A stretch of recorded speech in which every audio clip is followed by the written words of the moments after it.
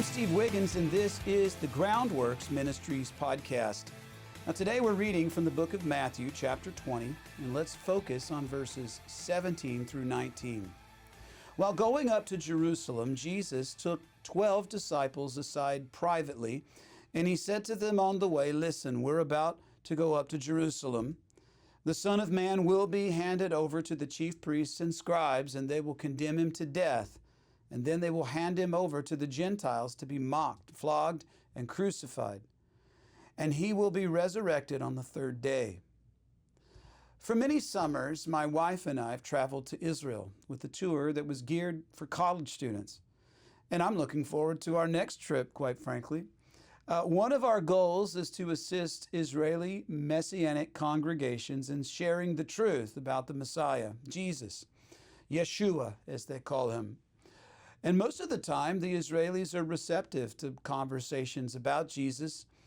They almost always, though, bring up three eras of Western history as defenses against following Jesus.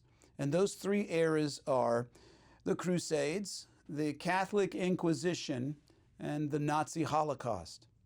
And in all three of those instances, millions of Jewish people were persecuted and killed in the name of Jesus. And of course, we know Jesus would never have approved of such treatment. Even though people do stuff in their name, doesn't mean that he approved of it. Jesus came to the earth as a Jewish person, and he continues to love and to redeem Jewish people, along with anyone else who would come to him by faith and be saved by his grace. But one of the arguments that errant Christian leaders over history have given in order to justify Jewish persecution is that those guys believe that God cursed the Jewish people for having killed Jesus. And that rationale is entirely false on two accounts. Number one, God has not rejected the Jewish people. Romans chapter 11 states that very clearly. And number two, the Jewish people did not crucify Jesus. Jesus addressed that second false rationale in today's passage. Yes, it was the Jewish religious leaders who beat and condemned Jesus, but it was the Gentile Romans who ordered Jesus' flogging and who oversaw his crucifixion. So perhaps one of the reasons the Lord allowed both Jews and Gentiles to participate in Jesus' crucifixion is because both Jew and Gentile are collectively guilty of his death. In today's passage, Jesus tells his followers exactly how his crucifixion will play out. And none of this came as a surprise to Jesus.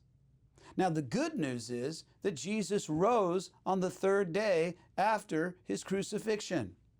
As Jew and Gentile share the guilt of Jesus' death, so we also share in the hope of his mercy and grace towards sinners.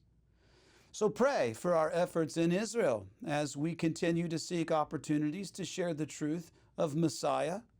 Also, pray for the shalom of Jerusalem, the peace of Jerusalem, that the restoration through Jesus would come to the Jewish people and to all of the nations.